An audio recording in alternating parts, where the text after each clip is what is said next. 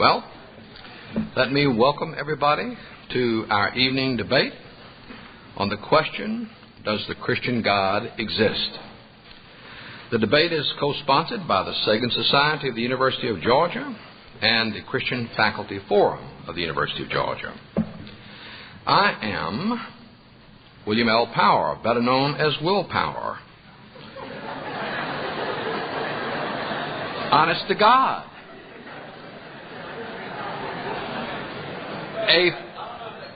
A Pelagian name, if there's ever been one.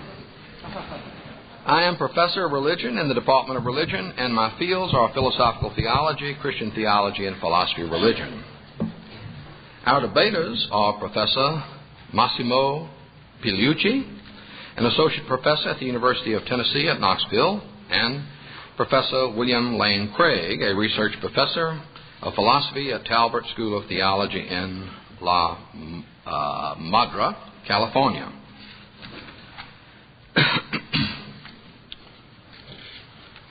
Professor Pigliucci's field of study is ecology and evolutionary biology, and his research is on the evolution of genotype-environmental interaction on nature-nurture problems.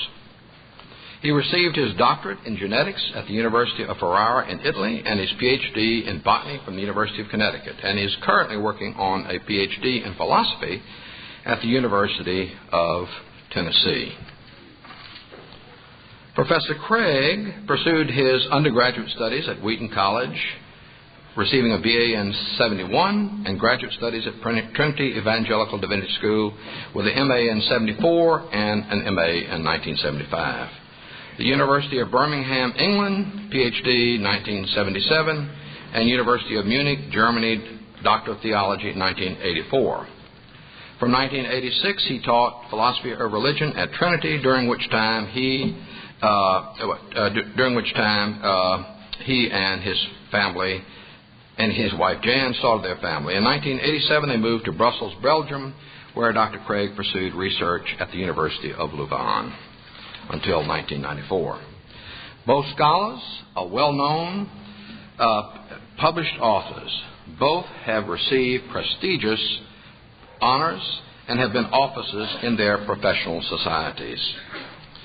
By agreement of the debaters, Professor Craig will begin the evening and will lead off, to be followed by Professor Pigliucci. The format of the debates will be along these lines. Each debater will have 20 minutes for an opening statement, followed by the other 20 minutes, 12 minutes for the first rebuttal, 8 minutes for the second rebuttal, and 5 minutes for closing statements. The timers are down on our first row. They'll be indicating to the debaters the time that they have left, and we'll try to keep things within the limits that we have set. After the presentations of both presenters, I've been charged to take control of the question and answer period, in which what the arrangement would be is anyone who has a question for Professor Craig will come down this aisle at this microphone. Anyone for Professor Pigliucci will come down this aisle at this microphone. The questioner will have 30 seconds for a question, and I'm going to be mean because we don't want any exhortations, confessions, or anything like that, but a simple question that lasts no more than 30 seconds, or the wrath of God or the non-God will fall upon you.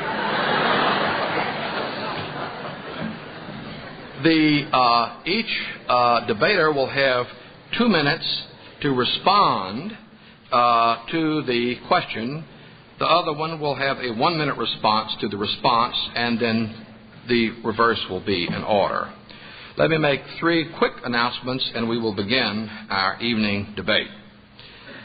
First of all, let me mention that access to publications from both authors can be found through the Sagan Society as well as the Christian Faculty Forum, And Dr. Pigliucci has asked that to indicate that at the end of the evening, his own book called Tales of the Rational will be available to anyone in the back of the auditorium. Furthermore, as you probably noticed, that there will be audio and visual tapes that will be available of the debates. And let me just mention, on the request of the Sagan Society, that an upcoming event will be, and I have to get my notes in order, on March the 28th at 7:30 p.m. In room 101 of Peabody Hall, there will be a presentation called Legalizing Same-Sex Marriage, What Loving Has Got to Do with It. The professor, University of Georgia Professor Clark Wolf, will be one of the persons who's going to be presenting it, and that will be the upcoming event.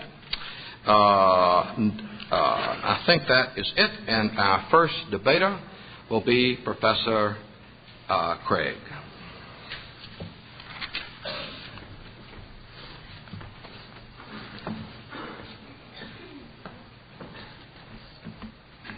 Good evening. I want to begin by thanking the Sagan Society and the Christian Faculty Forum for the invitation to participate in tonight's important debate.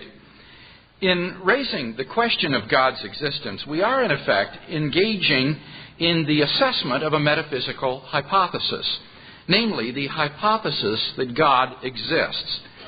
Accordingly, we need to ask ourselves two questions with respect to this hypothesis. First, what evidence is there that serves to falsify this hypothesis? And second, what evidence is there that serves to verify this hypothesis? Now, with respect to the first question, I'll leave it up to Dr. Pigliucci to present the reasons why he thinks that this hypothesis is false. Atheists have tried for centuries to disprove the existence of God, but no one has been able to come up with a successful argument. Dr. Pigliucci, on the other hand, in his article, God as a Falsifiable Hypothesis, says, my position is that belief in God can be falsified. So, rather than attack straw men at this point, I'll just wait to hear Dr. Pigliucci's answer to the following question. What good evidence is there to falsify the hypothesis that God exists? Let's look then instead at the second question. What evidence is there that serves to verify God's existence? And tonight I'm going to present 5 pieces of evidence in support of the specific hypothesis that a creator and designer of the universe exists, who is the locus of absolute value and who has revealed himself in Jesus Christ.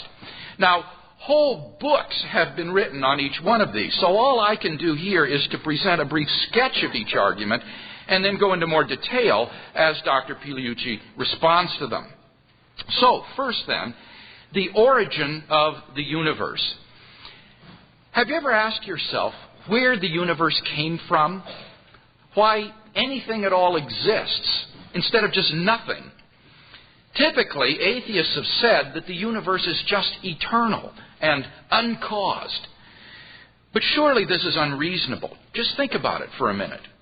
If the universe never had a beginning, that means that the number of past events in the history of the universe is infinite. But mathematicians recognize that the existence of an actually infinite number of things leads to self-contradictions. For example, what is infinity minus infinity? Well, mathematically, you get self-contradictory answers. This shows that infinity is just an idea in your mind, not something that exists in reality. David Hilbert, who was perhaps the greatest mathematician of the 20th century, states, the infinite is nowhere to be found in reality. It neither exists in nature nor provides a legitimate basis for rational thought. The role that remains for the infinite to play is solely that of an idea.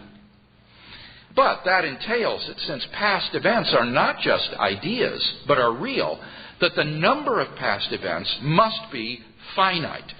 Therefore, the series of past events can't just go back forever. Rather, the universe must have begun to exist. This conclusion has been confirmed by remarkable discoveries in astronomy and astrophysics. The astrophysical evidence indicates that the universe began to exist in a cataclysmic explosion called the Big Bang about 15 billion years ago. Physical space and time were created in that event, as well as all the matter and energy in the universe. Therefore, as the Cambridge astronomer Fred Hoyle points out, the Big Bang theory requires the creation of the universe from nothing. This is because as you go back in time, you reach a point at which, in Hoyle's words, the universe was shrunk down to nothing at all. Thus, what the Big Bang model requires is that the universe began to exist and was created out of nothing. Now, this tends to be very awkward for the atheist. For as Anthony Kinney of Oxford University urges, a proponent of the Big Bang theory, at least if he is an atheist, must believe that the universe came from nothing and by nothing. But surely that doesn't make sense. Out of nothing, nothing comes. So why does the universe exist instead of just nothing? Where did it come from? There must have been a cause which brought the universe into being. We can summarize our argument thus far as follows. Premise 1, whatever begins to exist has a cause. 2, the universe began to exist. 3, therefore, the universe has a cause. Now, by the very nature of the case, as the cause of space and time, this cause must be an uncaused, changeless, timeless, and immaterial being of unimaginable power which created the universe. Moreover, I would argue it must also be personal. For how else could a timeless cause give rise to a temporal effect like the universe? If the cause were an impersonal set of necessary and sufficient conditions, then the cause could never exist without the effect. If the cause were timelessly present, then the effect would be timelessly present as well.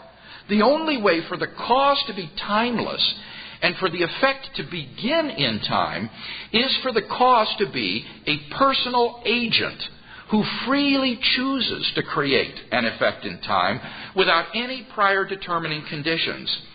And thus we are brought not merely to a transcendent cause of the universe, but to its personal creator. Number 2, the fine-tuning of the universe. During the last 30 years, scientists have discovered that the existence and evolution of intelligent life depends upon a complex and delicate balance of initial conditions simply given in the Big Bang itself. We now know that life-prohibiting universes are vastly more probable than any life-permitting universe like ours. How much more probable? The answer is that the chances that the universe should be life-permitting are so infinitesimal as to be incomprehensible and incalculable. For example, Stephen Hawking has estimated that if the rate of the universe's expansion 1 second after the Big Bang had been smaller by even 1 part in 100,000 million, the universe would have recollapsed long ago into a hot fireball. P.C.W. Davies has calculated that the odds against the initial conditions being suitable for later star formation, without which planets couldn't exist, is 1 followed by 1,000 billion zeros, at least. He also estimates that a change in the strength of gravity or of the weak force by even 1 part out of 10 to the 100th power would have prevented a life-permitting universe. There are around 50 constants and quantities in the Big Bang which must be fine-tuned in this way if the universe is to permit life. And it's not just each quantity that must be exquisitely fine-tuned. Their ratios to one another must also be